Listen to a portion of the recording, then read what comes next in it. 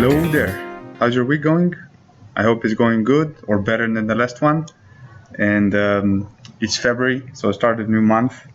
Hopefully, this one's gonna be lacking the disasters that January has brought us and all the problems that we experienced in January. And it's gonna be a little bit of a quieter month, and then spring will come around to warm us up, hopefully, or because of climate change, it will be just colder than February, but we'll see. Before I start the podcast, talking about the main subject I wanted to discuss, how about the Australian Open final? It was an amazing match, an amazing display from both of those players, with Djokovic coming through in 5 sets, as you probably well know.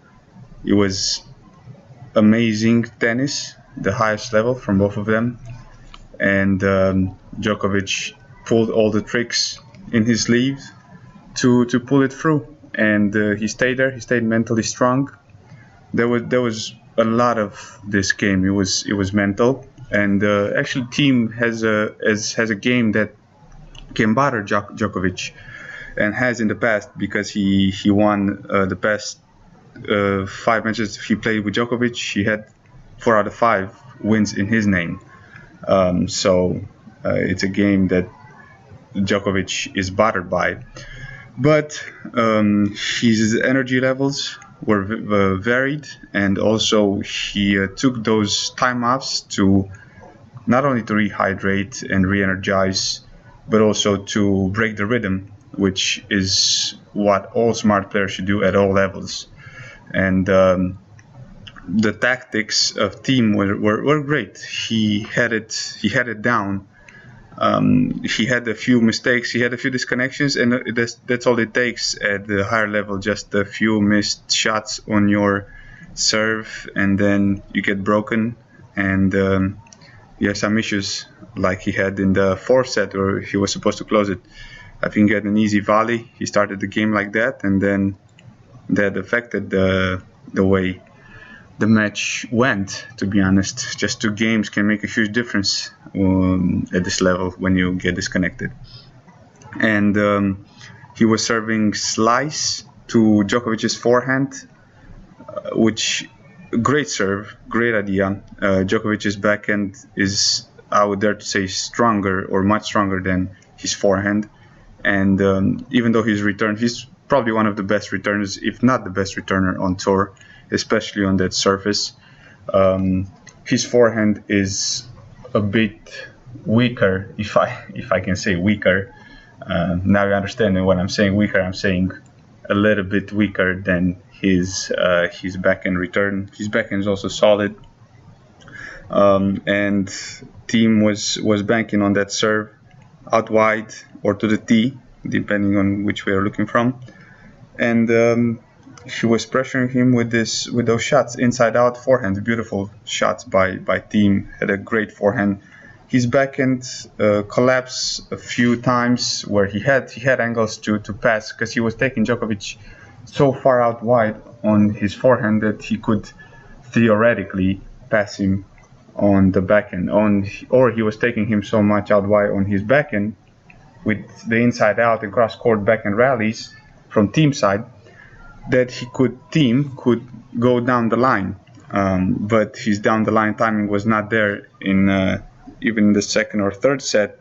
But he found different solutions, and that's a big part of this game, is finding solutions, such as Djokovic did, where he clinched with his teeth to every ball and fought for everything, which was amazing.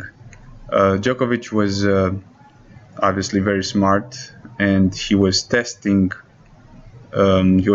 team's backhand.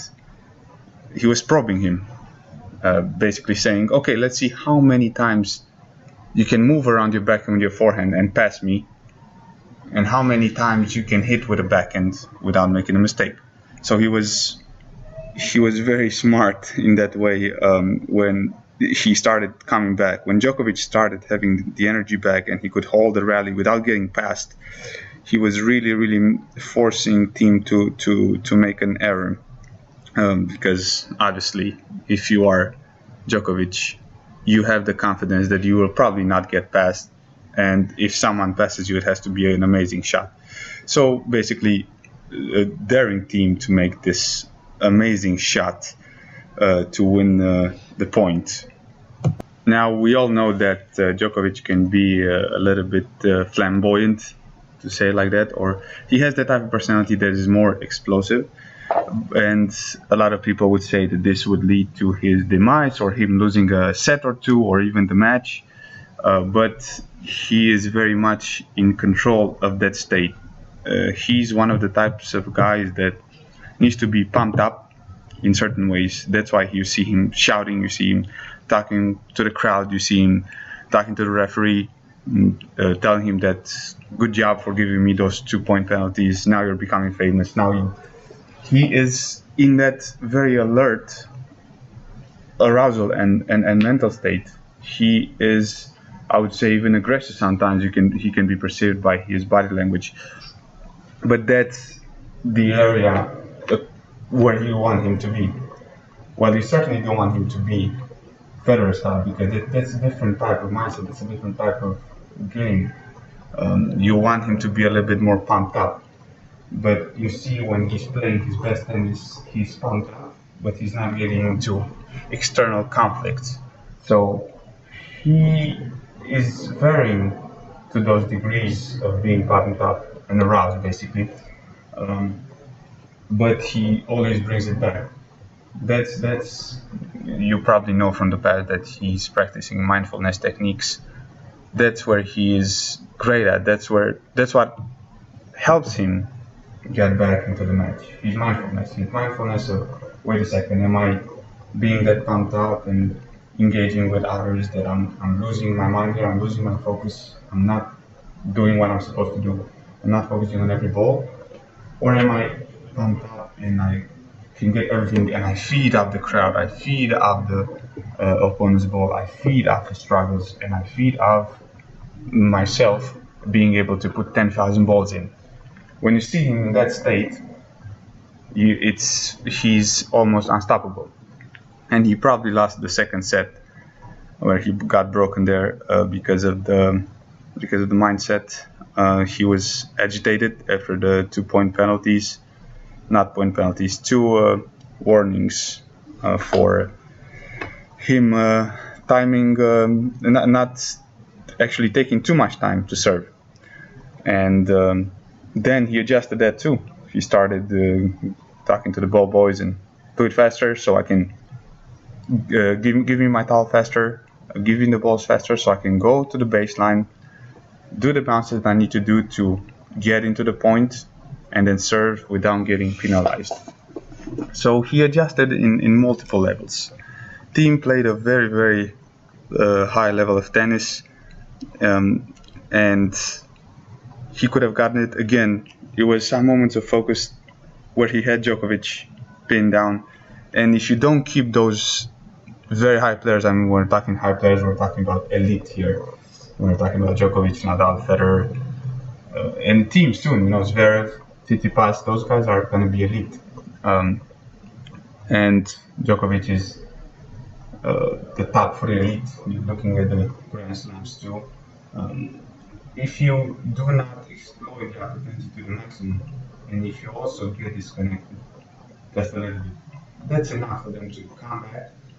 And then when they come back, it's very difficult for them to get out of it again. All right, I think 10 minutes is enough to explain this. And again, I ask everyone to get into the conversation. Say what you want to say what you thought about the final, and let me know if you like this analysis, and I can do a little bit more of it. For this episode today, we're going to talk about individual zones of optimal functioning. And before we get into this discussion, we need to address an aspect of arousal versus anxiety. So, what is arousal and what is anxiety? And I have talked in this discussion before about arousal, Djokovic being aroused,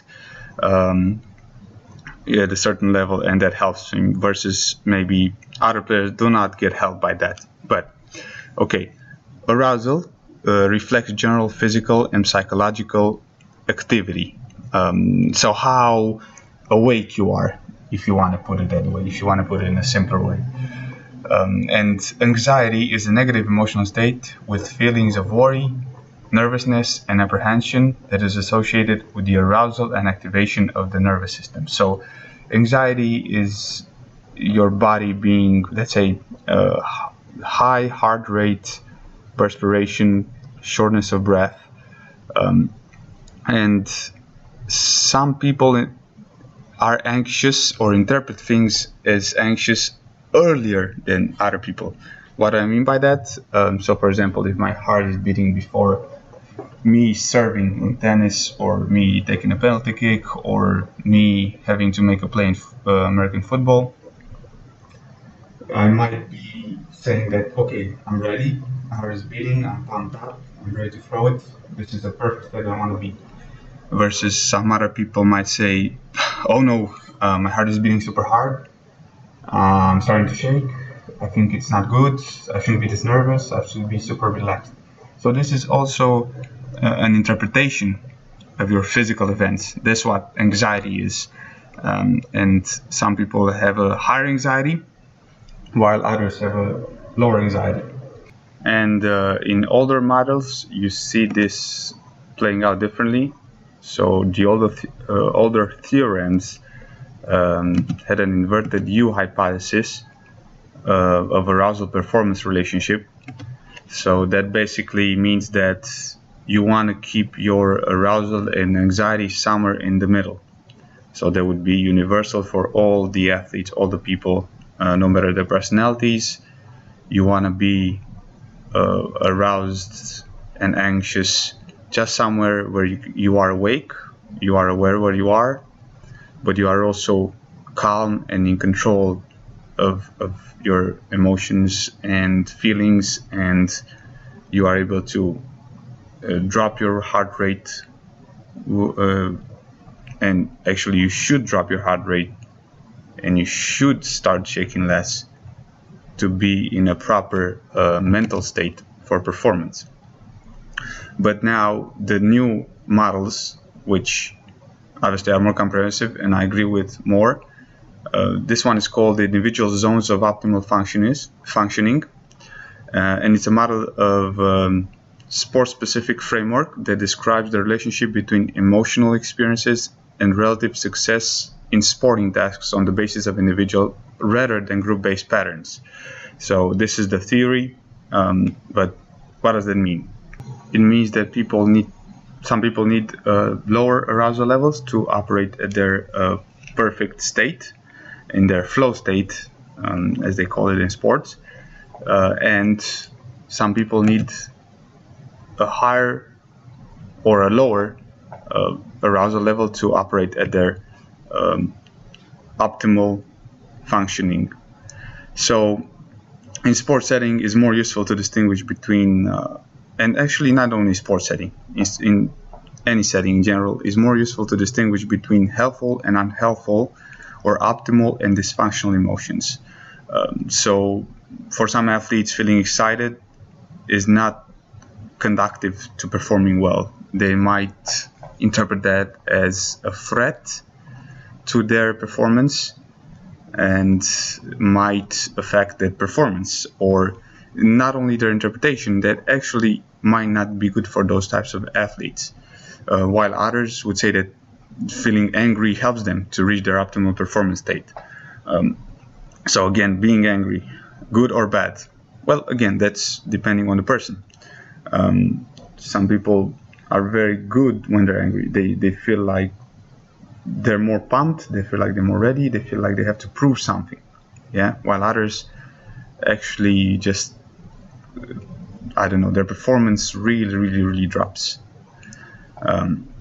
So the individual zones of optimal functioning suggest that each athlete could and should find their optimal combination of useful emotions and learn how to reach their unique state in competitions. Now, we have different types of individual zones of optimal functioning. They're called IZOFs for short. So the first one would be low IZOF, where he would operate or she would operate perfectly or optimally at a lower arousal level. Then you have a moderate IZOF, which would be like the inverted UI hypothesis. You want to be somewhere in the middle. And then the third athlete would be high IZOF, which would be his optimal performance or her optimal performance would be at a high level of arousal, which I would say that I can identify Djokovic in that state.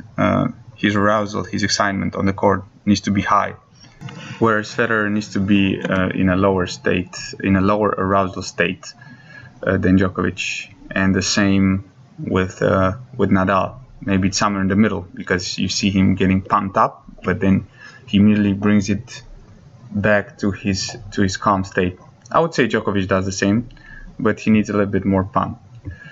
And now, for example, let me give you some examples of types of emotions that can be interpreted depending on the individual zone of optimal functioning. So some unhelpful negative emotions can be that someone is unwilling or tired, uncertain, or bored. Some helpful negative emotions, right? So keep in mind, like I said, that something that we call negative emotion can be helpful for some people, especially those with a high IZOF where they need more arousal. So some of those helpful negative emotions can be tense, nervous, dissatisfied, and angry. And you say, how could that be? Again, some people they feel a challenge. Some of them even feel the need to have those emotions to perform, because otherwise there's nothing in it for them. There's no excitement, there's no competition, they're just gonna be cruising along. They don't care. They need to feel some sort of pressure to accelerate their performance, so to say, or to reach their ideal performance. Some helpful positive emotions can be excited, energetic, motivated, and confident. Those are pretty clear and self-explanatory. Some unhelpful positive emotions can be easygoing, so I would say more lackadaisical, satisfied, overjoyed, or just a pleasant sensation. Because then again, you're just cruising along. So you take it to another extreme now. So if you're satisfied with your performance, you won the first set, for example, in tennis, or you scored the first goal as a team, or you scored the first touchdown. You're satisfied now, or your team is satisfied. What happens? You take the foot off the pedal. Well, now you're not in such a good position, are you? Because you're not operating where you should be operating, and the game can turn around. And once it turns around, it's very hard to get into that state again. And that's why you see a lot of coaches and parents asking their children or athletes, are you satisfied now? Are you satisfied after one set? Or are you really satisfied? Are you satisfied with your performance? So too early of a satisfaction can be a hindrance. They should be satisfied. They should be happy with their performance at the end of the day for them to enjoy the sport. But they should feel the challenge. They should not be cruising along either because of unhelpful negative emotions such as tiredness or boredom. So maybe that's not enough competition there. Or unhelpful positive emotions such as satisfaction or just lackadaisical and overjoyed. Those extremes can cast in the same way, but at the different sides of the spectrum. So to give further examples, I will discuss how to motivate people with different individual zones of functioning. For example, threatening someone with withdrawal of their phone rights might motivate a high IZOF, whereas offering rewards and reassurance might motivate a low IZOF. Now, how do you differentiate between those three types of athletes with different IZOFs? Let's picture that you have three athletes at a practice. One of them is super pumped, super excited. Wherever you put him to do drills, he's gonna do the drills, no problem, no question asked. Even goes down on himself when he misses too many balls, and you can see he's always agitated. Then you have the other kid, and the other kid he's excited, but then it's okay if he misses a shot. It's okay if he doesn't make all the points, and if he's not the best for the team, he's there, he's enjoying, he can enjoy those types of things. And then you have that guy or that girl who don't want to be there sometimes, and they're just dragging their feet. You're making them warm up, and they're too relaxed. They're too relaxed in everything they're doing. Everything is just play for them, and they're looking at a time, looking at a watch. Nowadays, some phones might be looking at their phones, especially if they're teenagers. You're there with them, trying to make them practice, trying to motivate them. Now, you would go about those three people differently. You would say that, what would you do with the one that's dragging their feet and not motivated to play?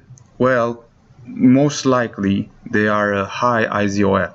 They need something to pump them up. They need competition. They need something on the line.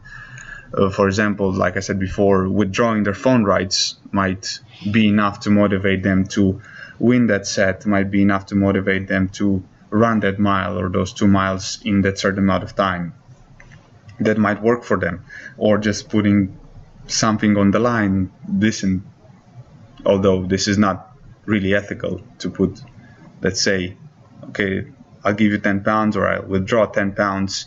You can find different things to motivate them. Like, for example, I'll make you run an extra 2 miles if you don't do this in time. And if you don't do that in time, I'll make you run an extra 2 miles.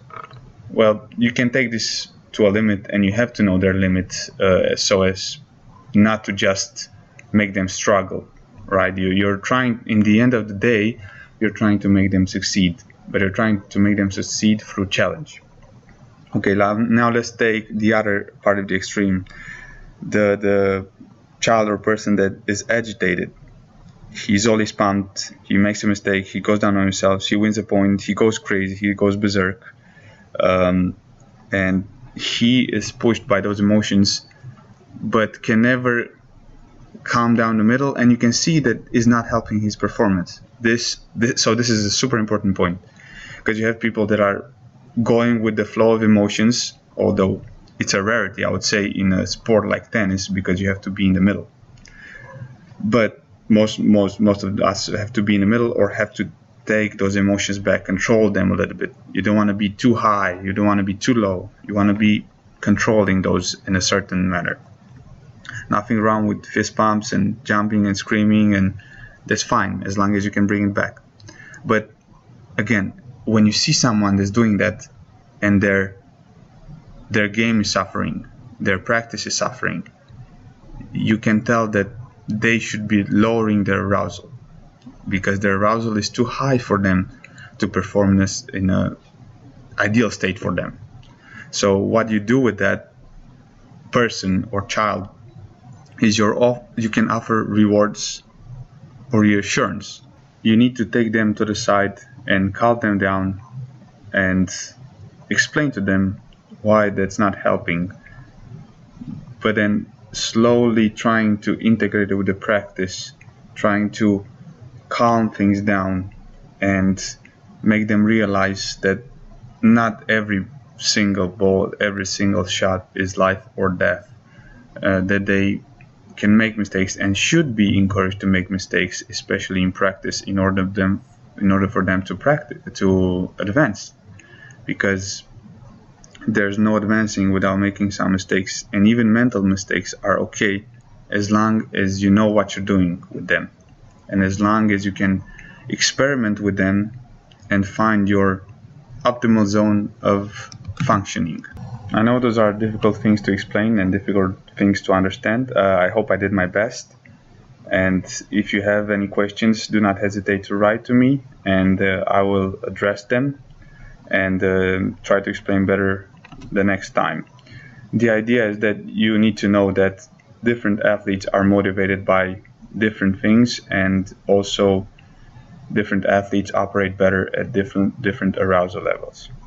To end this podcast, I want to give the challenge of the week for more advanced ones. So if you have done daily challenges, you can do a challenge of the week where, let's say, you go 1 week without eating meat, or you go 1 week without drinking, or whatever it is you want to do, or challenge of the day. So what is this challenge composed of? Basically, I want you to do something that you have been putting off for a while and or dread doing. The more you let something build up and delay, the more powerful it becomes in your mind. Basically, you need to tackle it now or confront it later when it grows much stronger. If you run towards a ghost, it disappears. If you run away from it, it will eat your life. That's the conclusion. So the more you put something off, the more difficult it becomes to start or engage with it. If you have problems, let's say talking to people, socializing, you want to do it now. You don't want to put that off. If you have problems signing up for a tournament, if you have problems playing in front of people you love, you should do it now. You need to tackle those things straight on. For me, in the last period, it was to start a podcast and actually having to listen to my voice and edit it. That was a big challenge for me, and I'm tackling it now, and it might succeed, it might not, but there will be no doubt in my mind that I tried. And sometimes that's the best thing you can do, and it's gonna feel good, I promise. Next episode, we'll talk about motivation, about what is it and how do we tap into it. And if you decide to do a challenge, please let me know. I'll give you a shout out on the next episode or next episodes, and we'll discuss about your accomplishments or something that you did that you are proud of, because sometimes you need to celebrate it and share it with people. It will make you feel better. Till the next week, take care, and don't forget to like and subscribe. Peace.